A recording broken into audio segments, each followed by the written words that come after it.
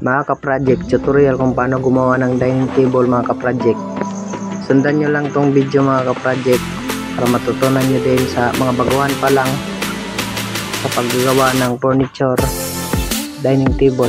Sundan nyo lang to mga ka-project. Una, kumuha ng kahoy na dapat kasi itong mga ka-project.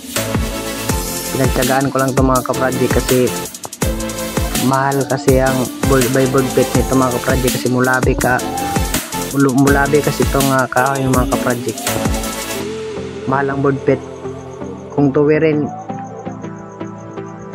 ang liit na lang mga ka-project kung ituwid. Hindi man na mahirap sa akin to mga ka-project kasi sanay na ako sa mga baliko na kahoy mga ka-project na itakip mga ka-project.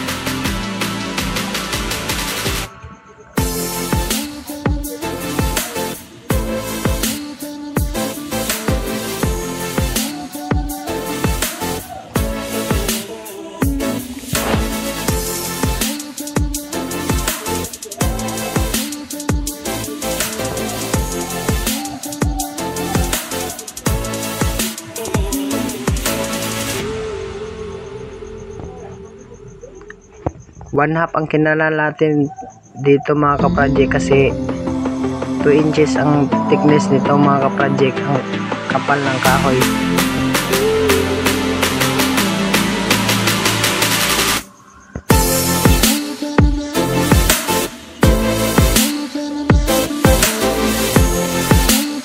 Ganitong pagtakip mga ka-project mas matibay kasi lagyan din to ng puksi at kahoy, puksi na pandikit sa gitna.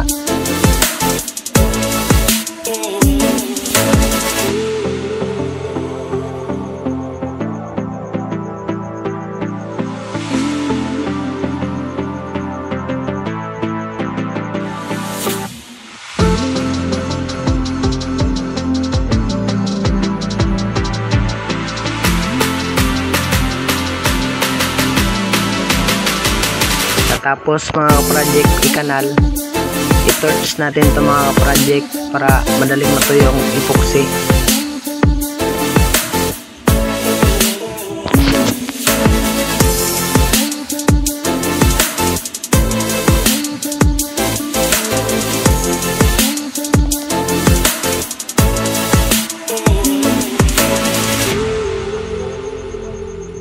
Tapos lagyan ng epoxy at kahoy sa gitna para di bumiyak pag sa katagalan mga ka-project. Mas matibay talaga itong pag ganito pagtakip mga ka-project.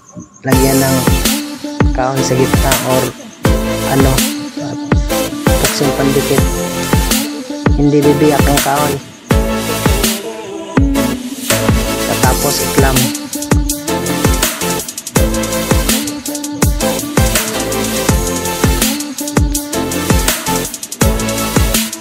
Mahirap lamang ganito ka baluktot na kahoy mga ka-project.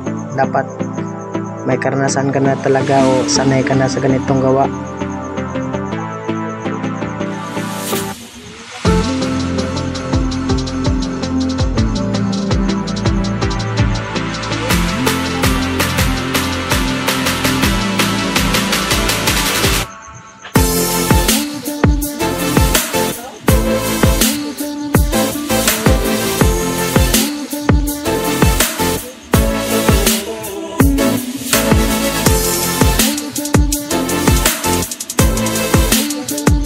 Ito na yun mga ka-project. Tapos atong itakip mga ka-project. Tapos planer natin mga ka-project gamit ang D4 na planer mga ka-project at meter stick para tuwid.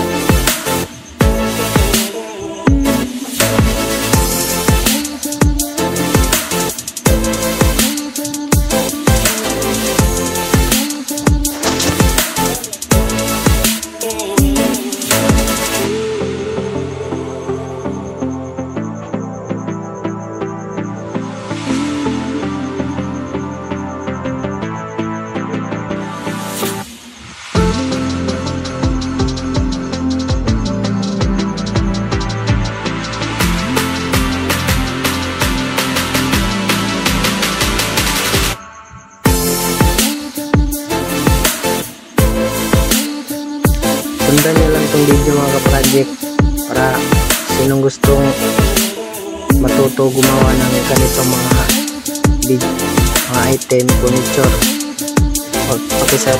Paki-subscribe na lang mga ka-project. Marami akong tutorial pati sa Facebook mga ka-project.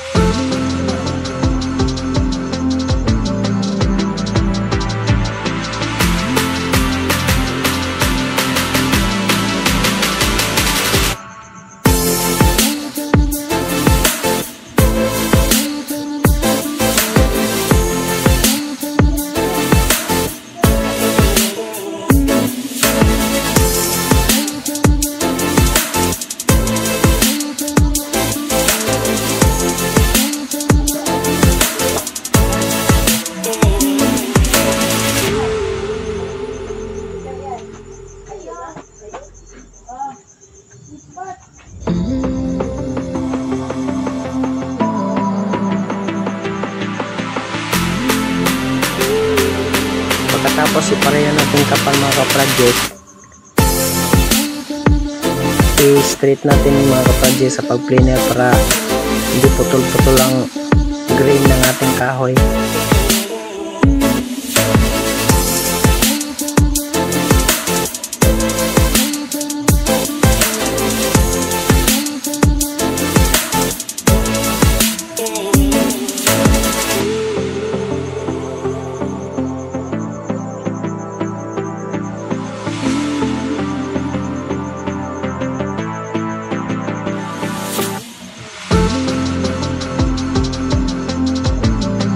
Katapos ang mga bitas-bitas, kasi mula mga ka-project maraming bitas-bitas mga ka-project, tapalan natin kung anong ginagamit natin kahoy, yun din ang tatapal natin mga ka-project para hindi halata. Tapos ang itatapal natin mga ka-project, dapat suwak sa tatapalan natin mga ka-project para parang buo lang talaga, hindi halata.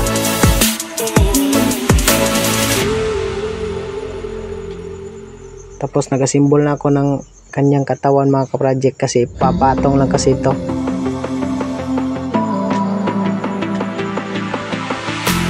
5x5 dito mga ka-project ng kanyang paa. Tapos ang kanyang sanipa ay 2x5.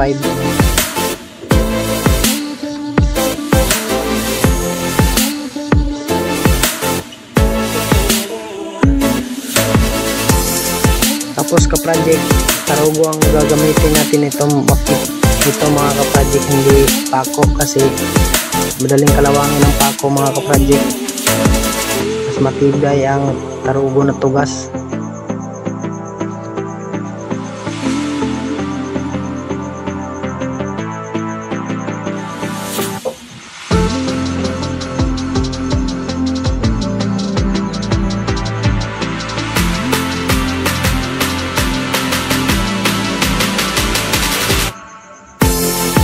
Nagpatulong na tayo mga ka-project kasi hindi abot ng clamp kasi 12 feet kasi ang haba nito.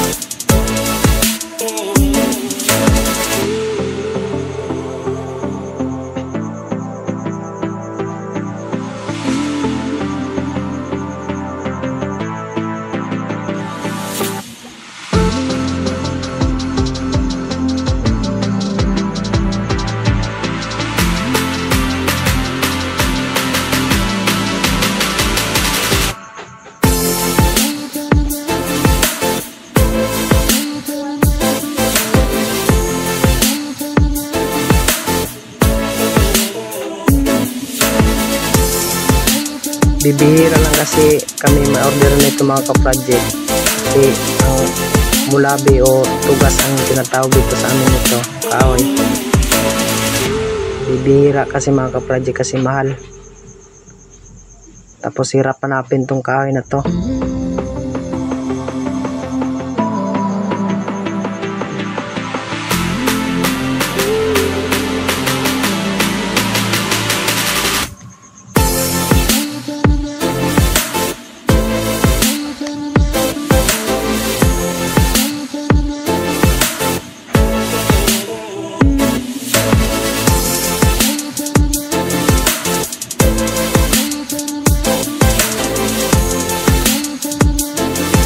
Ito na mga ka-project, papatong lang natin dito ang kanyang top.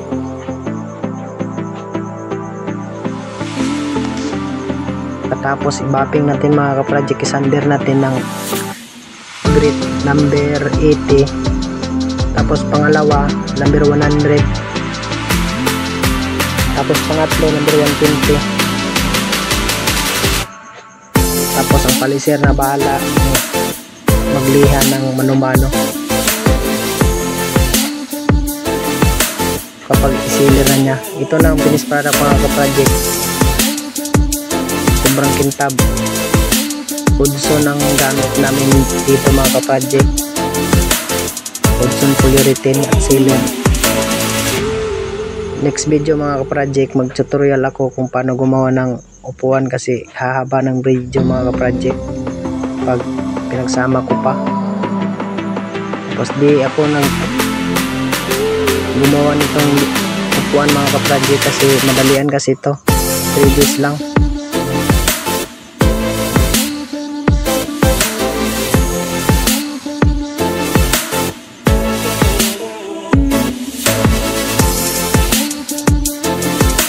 Kung gusto mo ng ganitong mga video mga ka-project, subscribe na lang mga ka-project kasi marami pa akong tutorial sa parte ng furniture, kahit ano mga ka-project.